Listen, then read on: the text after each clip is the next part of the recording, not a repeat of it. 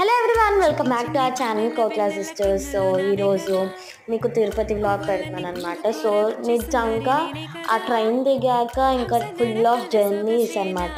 దాని తర్వాత ఇంకా స్కూల్స్ అండ్ ఒక తర్వాత ఈరోజు ఖాళీ దొరికింది.